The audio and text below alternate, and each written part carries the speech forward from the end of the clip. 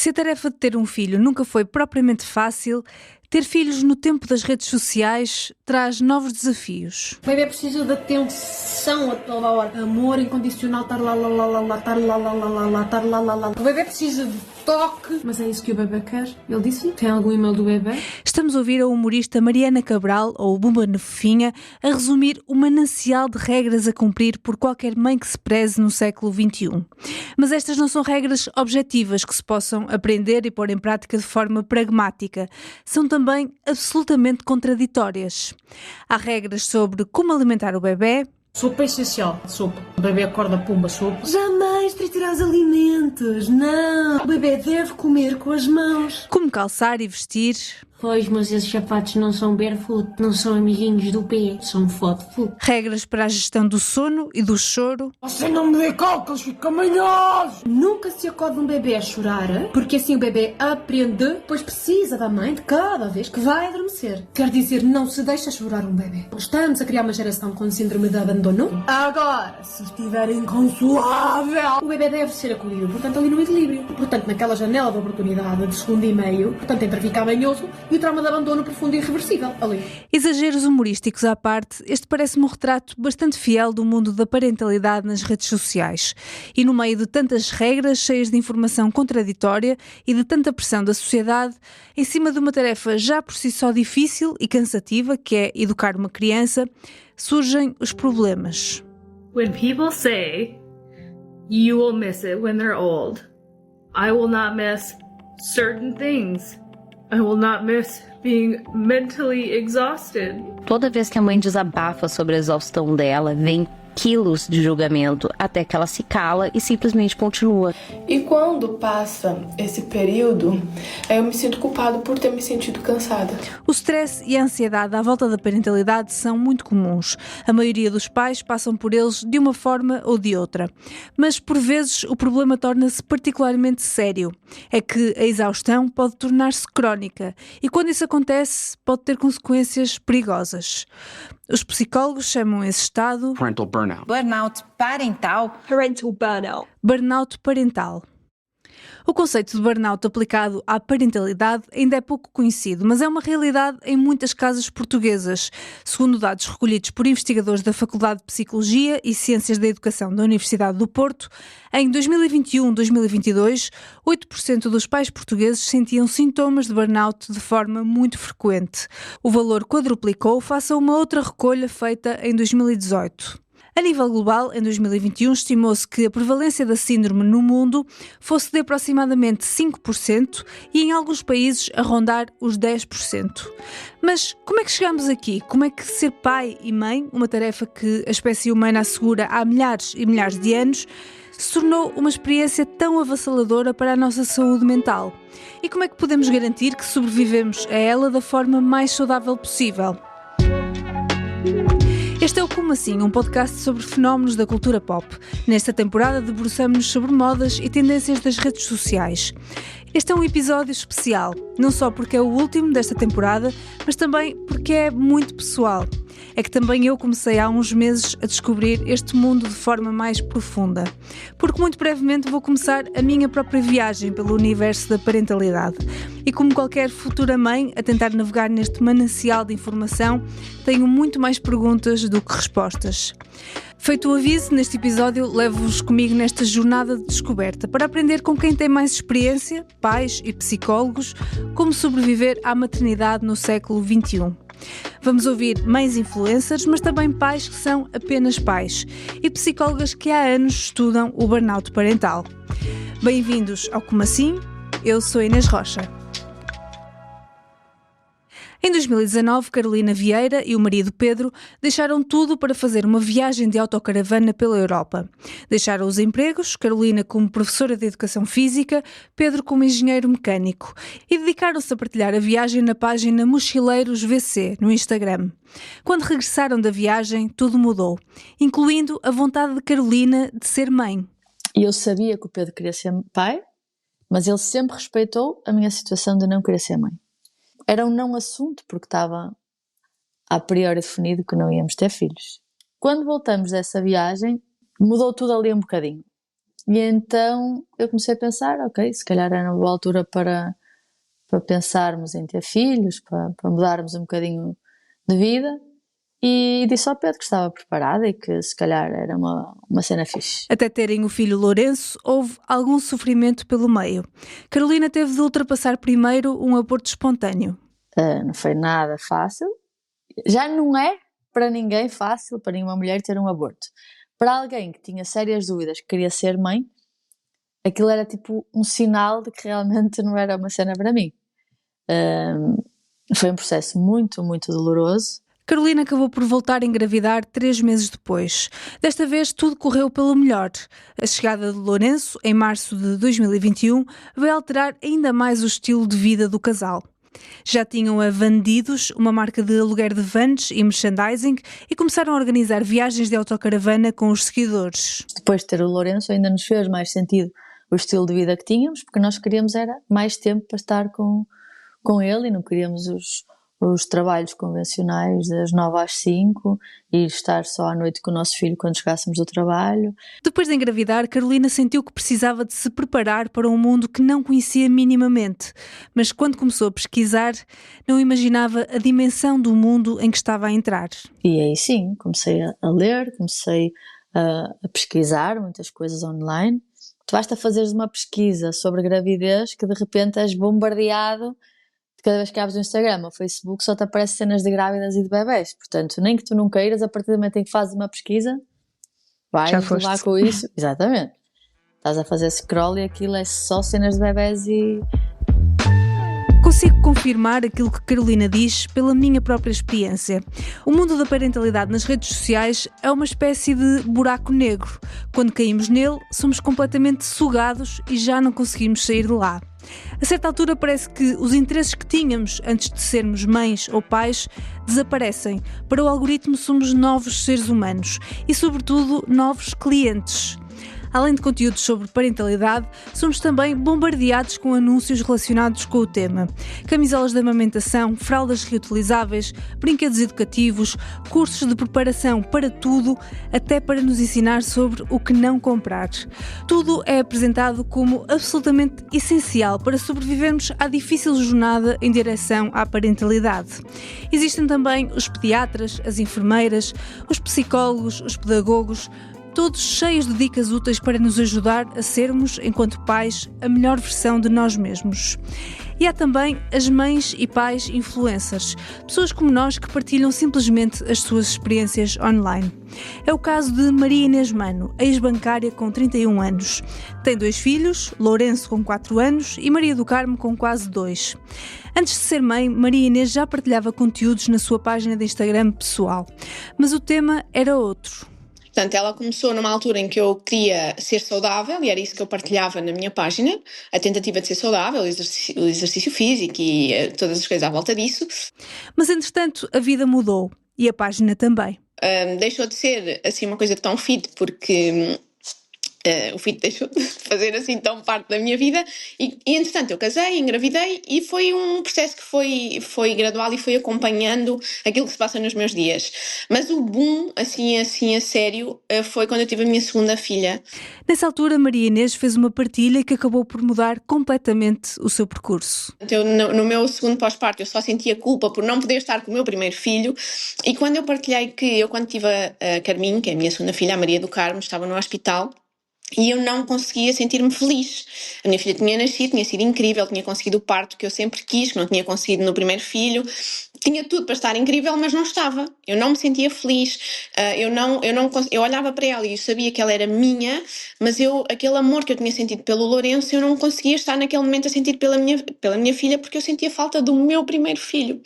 E quando eu partilhei isto, que eu só consegui sentir esse amor no dia em que o Lourenço me foi buscar ao hospital, surgiu uma onda por muitas mães, quase num gesto de agradecimento por eu falar que o amor pode não ser tão imediato assim, sabes? E eu acho que foi nesse momento em que eu senti que era necessário trazer realidade para as redes sociais sobre a maternidade.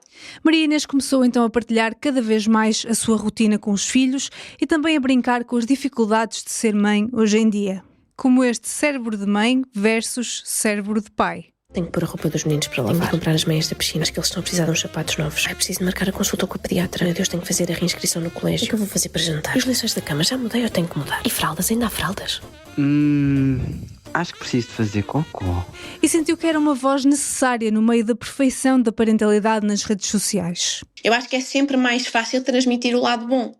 Eu acho que é mais fácil, é mais instagramável, é mais tranquilo transmitir o lado bom. E vir falar sobre as coisas más, primeiro tu podes estar sempre sujeito à crítica, não é? Porque agora vem esta que de repente não ama ser mãe. Agora vem esta, sabes? Pronto, e nem sempre é fácil tu falar sobre temas que são delicados. E por isso é que de alguma forma eu uso o humor para falar sobre isso. Porque eu sinto que o humor é aquela linha que permite tu falar de coisas que não são assim tão fáceis e que não ofende as pessoas, sabes? Trazer um pouco de realidade para as redes sociais correu particularmente bem à influencer.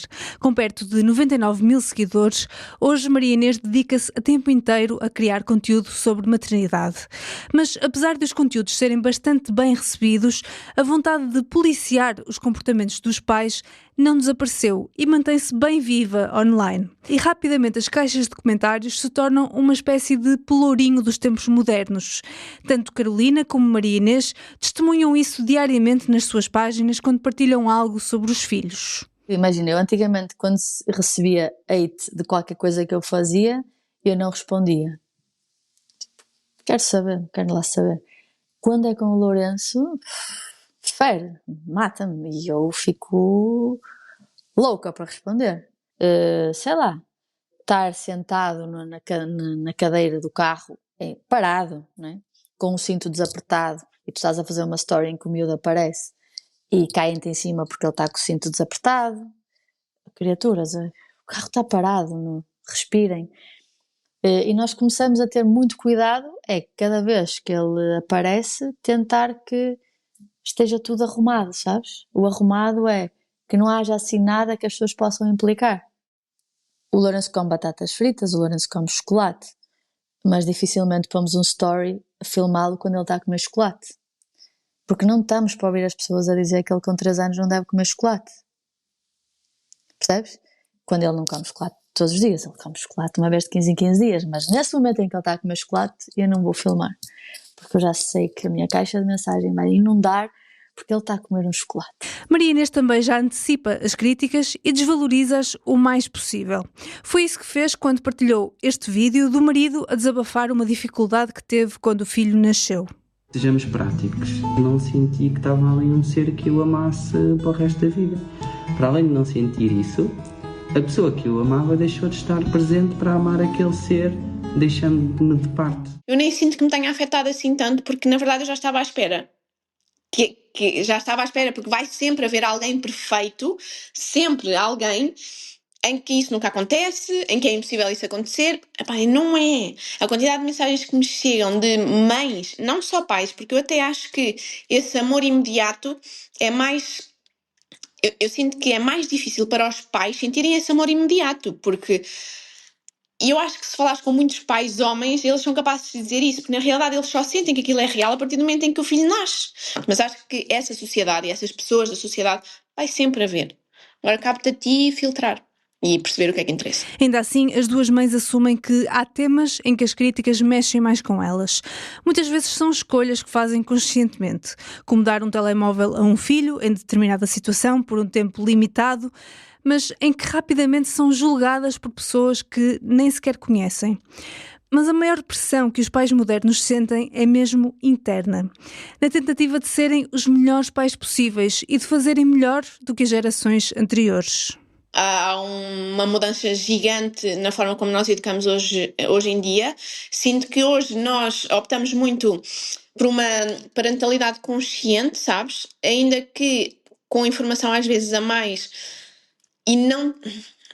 Eu sinto que esta parentalidade consciente tem que ser comedida, porque eu sinto que existe uma linha muito ténue entre a parentalidade consciente e, de repente, uma não parentalidade, sabes? Que é o não podemos dizer não, os meninos têm... Pá, não, isso não existe.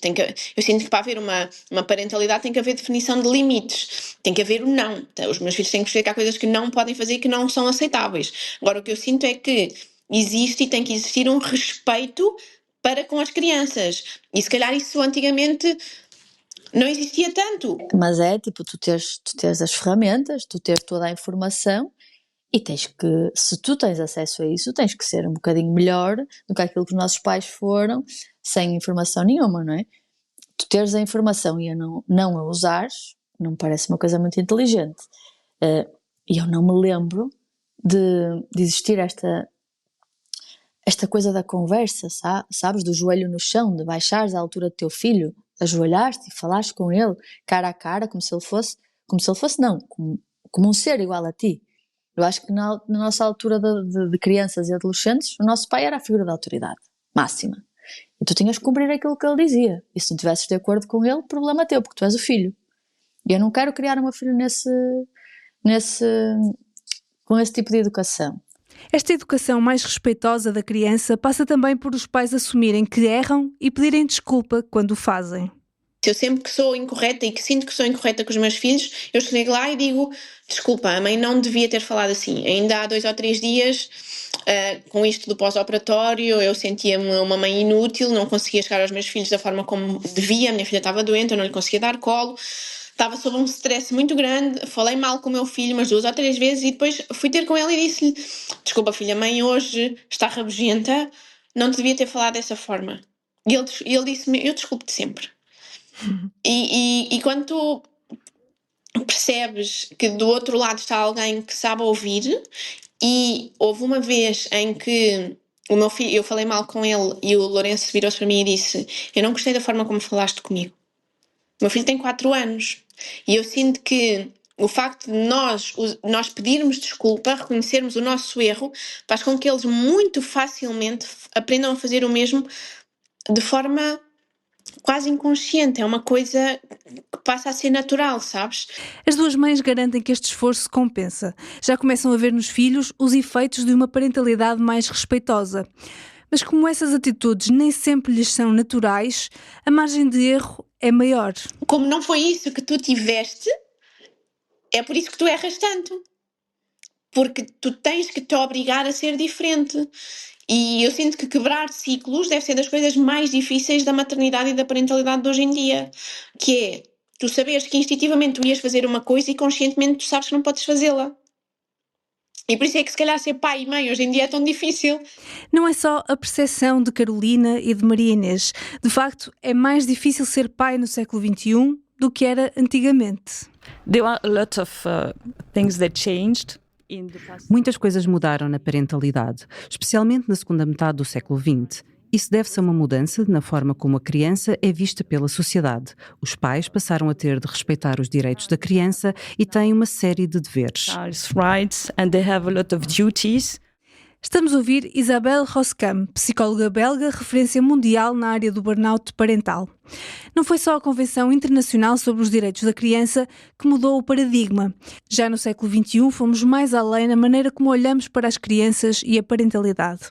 Em 2006, um comitê de especialistas, mandatado pelo Conselho da Europa, propôs a sua visão da parentalidade dita positiva. Dos pais passou a ser esperado que sejam carinhosos e protetores, que expliquem as regras que é desejável os filhos respeitarem, que elogiem e reforcem comportamentos positivos, que reajam aos comportamentos negativos com explicações e, quando necessário, com castigos não violentos. You cannot parent as the previous generation, so Hoje não é possível ser pai ou mãe como a geração anterior era, usando apenas a nossa própria intuição.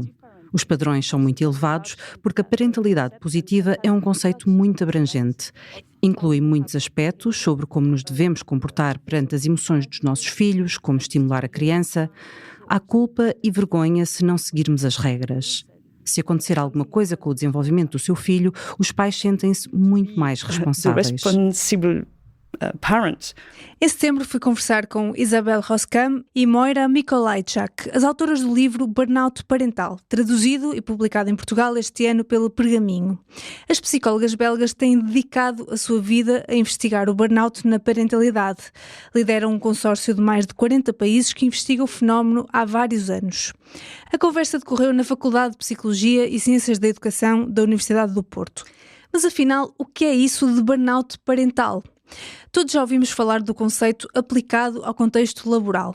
Até já falamos dele aqui no Como Assim, no episódio sobre a produtividade.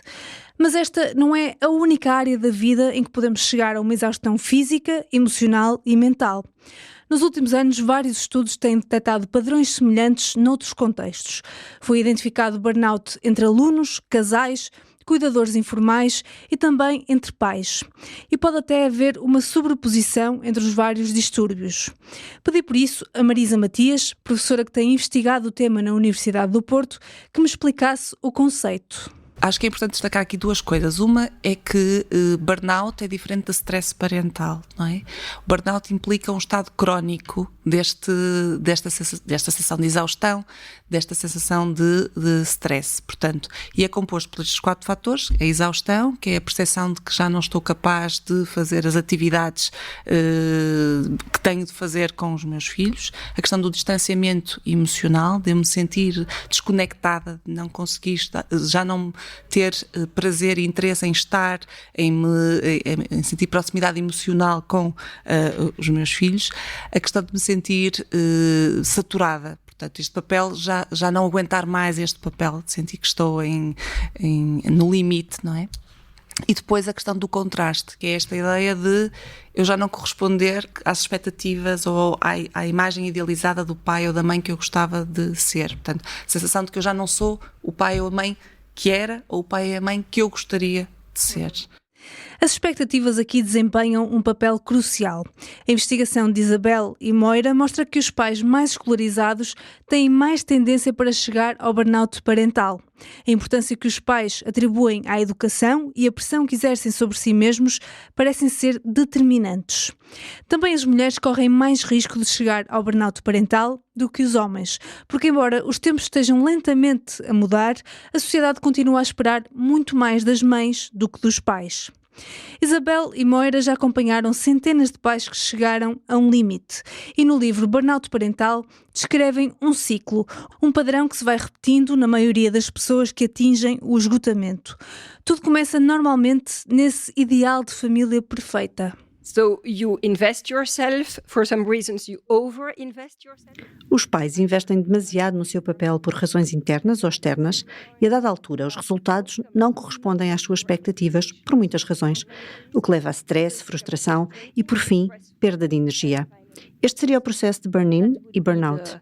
The burn-in and burnout process. Mas quando é que sabemos que estamos a investir demasiado? No livro, as psicólogas explicam que são pequenas escolhas que se vão tornando grandes. Por exemplo, desistir de uma ou outra atividade, deixar de estar com este ou aquele amigo, saltar momentos de lazer ou de intimidade a dois. Na cabeça destes pais, é só desta vez. Mas o ciclo sobre investimento, sentimento de ser indispensável para o filho, vai-se agravando cada vez mais. Carolina conta que se passou exatamente isso com ela e com o filho. Completamente. A primeira vez que eu saí de casa sem o Lourenço, ele tinha quase 1 ano. A sair, tipo, social. Deixá-lo para ir jantar fora. Se eu tiver um segundo filho, é uma coisa que eu vou mudar. Se eu fiz, na altura foi porque não senti que estava preparada para deixar o Lourenço. Mas, se calhar, se eu tivesse pensado nas repercussões que isso iria ter na minha saúde mental e na dependência do meu filho comigo, se calhar eu tinha insistido um bocadinho mais para o fazer. E não o fiz. E depois, acho que piorei o meu pós-parto, anulei-me imenso e a relação do Lourenço comigo passou a ser doentia. Ele não conseguia perceber que existia um Lourenço sem a mãe.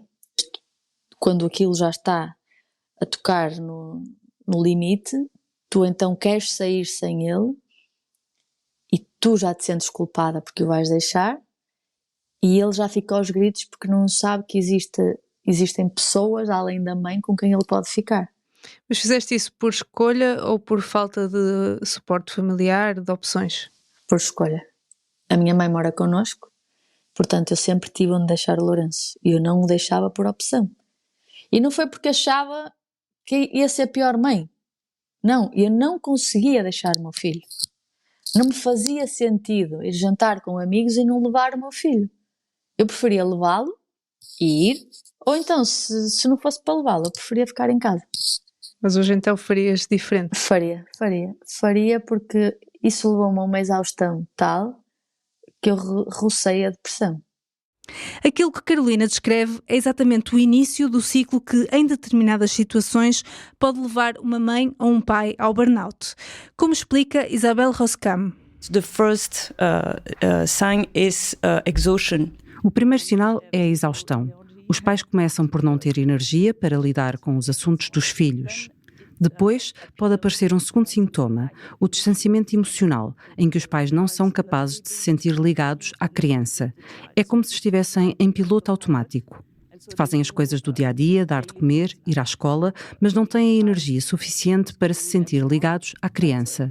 Depois aparece também a saturação ou o sentimento de estar farto do papel parental. And also appear the saturation or feelings of being fed up in the parental role. Quando os pais chegam a esta fase, a situação pode mesmo tornar-se perigosa, porque podem não conseguir ter autocontrolo e chegar mesmo a magoar os filhos ou a si mesmos.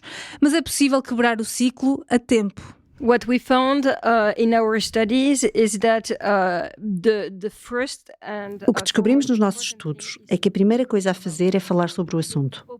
Abrir-se. Pode parecer estúpido, mas é super importante, porque os pais em burnout tendem a isolar-se e a sentir-se culpados, envergonhados, o que reduz o apoio emocional e, por conseguinte, aumenta os seus sentimentos de exaustão e de esgotamento. E depois, claro, vem a necessidade de reequilibrar a balança. Look at what you have in your scale. Veja o que tem na sua balança e tente encontrar um novo equilíbrio entre fatores de stress e recursos. Between stressors or demands and resources. Foi exatamente isso que Carolina acabou por fazer. Começou a aceitar deixar o filho com a mãe e a ter tempo para si e para momentos a sós com o marido.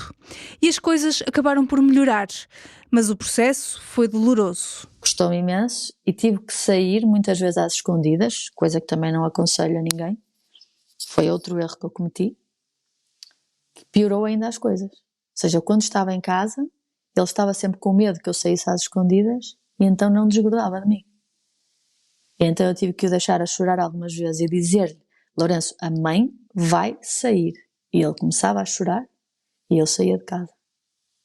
E depois de fazer isto 3, 4, 5 vezes... Isso custava particularmente, acredito. Eu entrava no carro a chorar. Eu ia jantar com o Pedro a chorar. Mas foi um mal necessário. Hoje em dia eu posso lhe dizer adeus e dizer: Loura, a mamãe e o papá vão jantar e tu ficas com a avó. E ele diz-me adeus. Mas se calhar se eu tivesse feito mais cedo, ele não tinha passado por aquela fase do choro. E a culpa está sempre atrás da mãe. E culpei-me muito. Neste processo todo, Carolina estava numa posição particularmente fragilizada. Eu tive uma situação muito particular, porque no meu pós-parto o meu pai faleceu. E se um pós-parto é a pior avalanche de sempre, aquele tsunami que ninguém conta, com a perda do meu pai foi surreal. Apesar de tudo o que estava a viver, Carolina preferiu não pedir ajuda profissional. Eu senti que estava a entrar num poço sem fundo, mas não procurei ajuda. Não me perguntes porquê. Nunca soube responder. Sempre achei que ia sair dali sozinha. E saí. Provavelmente teria saído de forma mais resolvida ou mais rápida também se tivesse pedido ajuda, mas na altura não me fez sentido pedir. É outra das coisas que provavelmente se fosse hoje teria feito de forma diferente. Maria Inês Mano nunca chegou a uma situação de burnout parental, mas também chegou à fase da exaustão e a certa altura sentiu que precisava de pedir ajuda profissional. Hoje aconselha todos a recorrerem à terapia. Quando a minha filha nasceu, eu senti que estava a chegar a um fundo do poço. Senti que tudo me irritava, eu não conseguia adormecer. A minha filha ficava muito chateada, chorava muito, e durante 6 meses, talvez, até perceber que precisava de ajuda. E procurei ajuda. E, portanto, faço terapia há cerca de 1 ano.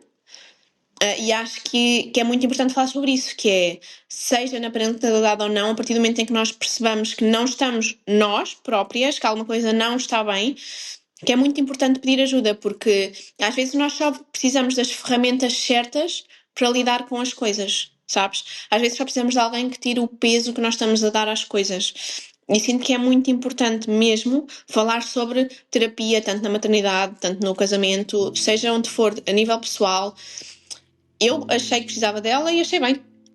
E, portanto, recorri e a minha vida deu uma volta de 180 graus.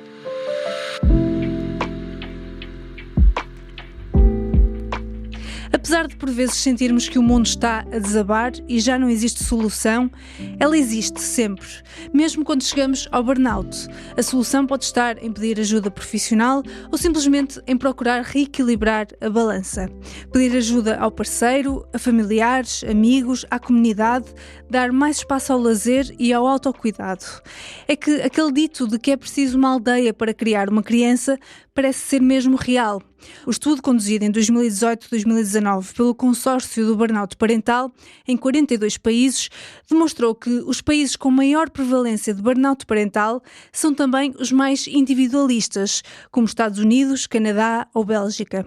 Países com culturas mais coletivistas, como China, Tailândia, Paquistão, registram valores bem mais baixos de burnout parental.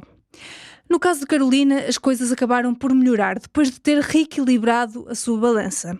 Agora, com 3 anos, Lourenço é mais independente e Carolina sente que tem mais espaço para ser ela mesma e para desfrutar do papel de mãe. Consigo deixar o meu filho com outras pessoas de forma tranquila. Eu consigo deixar o meu filho com a avó e ele fica bem, consigo deixar o meu filho com a madrinha e ele fica bem. E aos 3 anos, finalmente, o Lourenço percebeu que ok, a minha mãe vai, mas volta. Eu acho que aquilo que lhe doía era pensar que a mãe ia e poderia não voltar. E agora estes 3 anos estamos a vivê-los de uma forma mais tranquila. Não sei, acho que estamos a conseguir tirar o bom de ser pais, sabes? Sem aquelas pressões, eu consigo usufruir da companhia do meu filho e ver ali um parceiro. À medida que me preparo, também eu, para esta nova viagem da maternidade, é inevitável pensar na mãe que gostaria de ser, mas também em como esse papel se irá encaixar na minha identidade e em todos os outros papéis que desempenho. Quando olho à minha volta, para os meus amigos que já deram esse passo, vejo que todos estão à procura desse difícil equilíbrio. Por um lado, todos querem ser os melhores pais que conseguem ser. Por outro, querem também continuar a ser filhos, irmãos, amigos e continuar a ter uma carreira. Querem também dar autonomia aos filhos, que eles saibam socializar, querem continuar a ter tempo para si e para as suas coisas.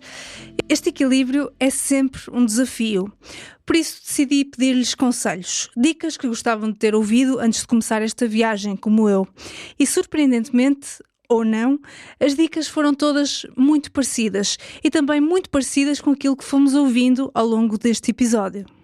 Olá Inês, como estás? Como está essa barriga? Olá Inês, primeiro de tudo, muitos parabéns outra vez.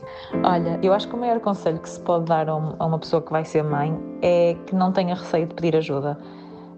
É mesmo importante, isto salvou muitos momentos difíceis da minha maternidade até agora. Andamos mais cansados, temos muitas vezes dúvidas se estamos a fazer as coisas da forma correta ou não.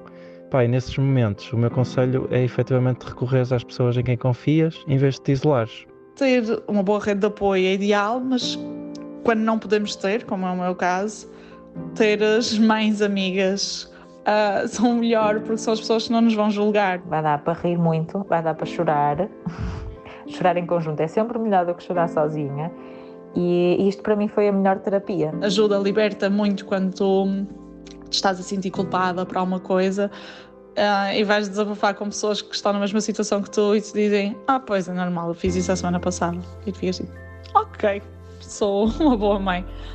O melhor conselho que tenho para dar é deixar fluir e, acima de tudo, seguirmos a nossa própria intuição. Isto porque vamos ser bombardeados com opiniões das mais diversas, desde a família até dos próprios amigos e até de pessoas que nem sequer conhecemos. E vai haver muita gente à tua volta que vai de repente começar a opinar. As pessoas, não sei porque, têm uma vontade muito grande de opinar sobre os filhos dos outros. E tens mesmo que te proteger e ignorar e sorrir e acenar. O conselho para a maternidade é relativizar. relativiza o aumento de peso, relativiza o choro, relativiza as supostas etapas de desenvolvimento, relativiza as opiniões alheias. No fundo, cada criança é diferente uma da outra, portanto aquilo que para a minha filha resultou muito bem, se calhar para o teu filho não vai correr da mesma forma. Portanto, é encarar isso com naturalidade. Houve também dicas para o período da gravidez.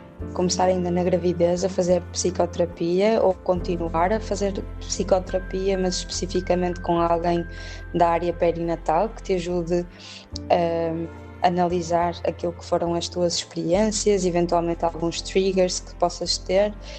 E depois eu diria que é fortalecer o mais possível a relação do casal. A gravidez, mas sobretudo o nascimento de um filho e os desafios que depois vêm por aí fora, são capazes de colocar à prova e de testar a vossa relação.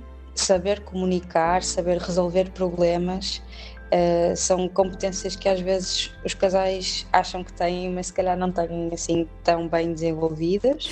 Houve também dicas para as fases mais difíceis. Depois deles nascerem, a altura de baby blues, aí foi um bocadinho mais desafiante. E acho que a melhor dica é aceitar o choro. Aceitar que vamos chorar muito e faz parte e vai aliviar muito. Mas tudo isso passa e passa muito rápido. A questão é essa, tudo passa muito rápido, mesmo quando parece que não. E estratégias práticas para implementar no dia-a-dia? Terem o seu tempo pessoal. Alguma coisa que cada um sinta que precisa de fazer para se manter bem, para estar bem, para conseguir às vezes recuperar alguma energia. Pode ser, eu tenho que ir tomar um banho ao fim do dia, descansada, sem estar a pensar se o miúdo está bem ou mal, se está a chorar ou se não está. Ou pode ser ir dar a minha corrida de manhã, e também em casal. Acho que esse momento também deve ser planeado, pensado. Acho que depois de termos filhos, se deixarmos a relação ao sabor do vento, corremos o risco de olharmos para trás e termos caramba, ainda não fizemos nada a dois há sei lá quanto tempo. Então acho que esses momentos também devem ser planeados, sim. Resumindo, e relativiza também o peso que nós próprios temos sobre a criança. Acho que hoje em dia há uma pressão muito grande para controlarmos todas as nossas ações e comportamentos para que a criança seja bem-sucedida socialmente, emocionalmente, e eu acho que a criança é um ser resultado de vários fatores, e esses fatores, essas experiências com outros educadores, outros cuidadores, outros ambientes, só enriquecem a criança e acho que as torna até mais maleáveis. Nós não conseguimos controlar tudo, acho que não vamos conseguir controlar o ambiente todo sempre, e nós só temos que lhe dar a base e o resto é deixar voar.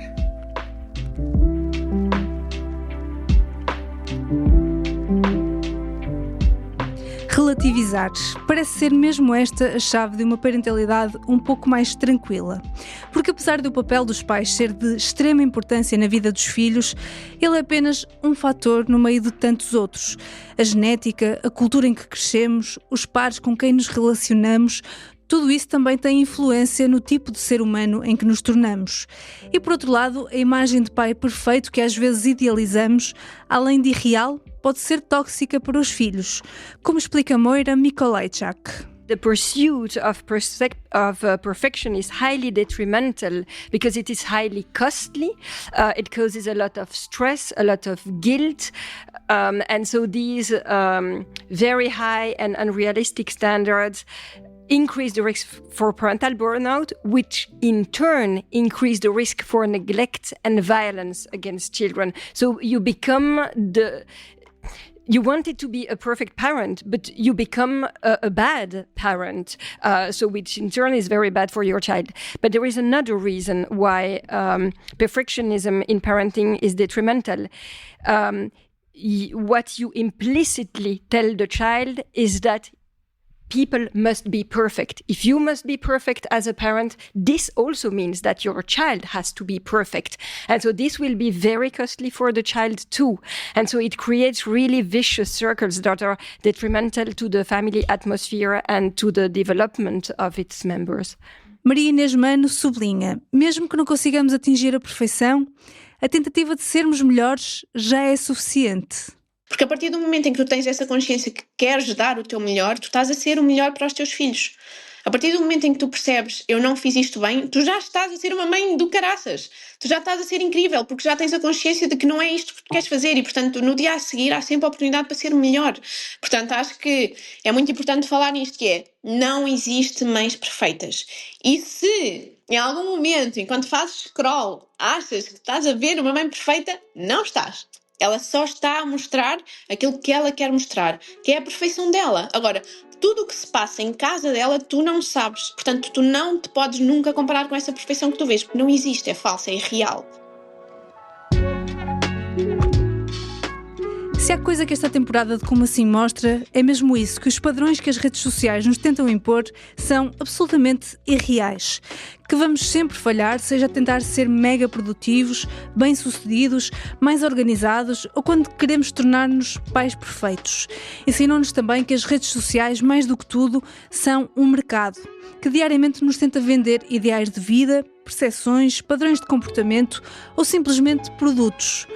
Por isso, há que ter cuidado com as verdades absolutas das redes e que pensar que há uma vida muito mais real além dos ecrãs.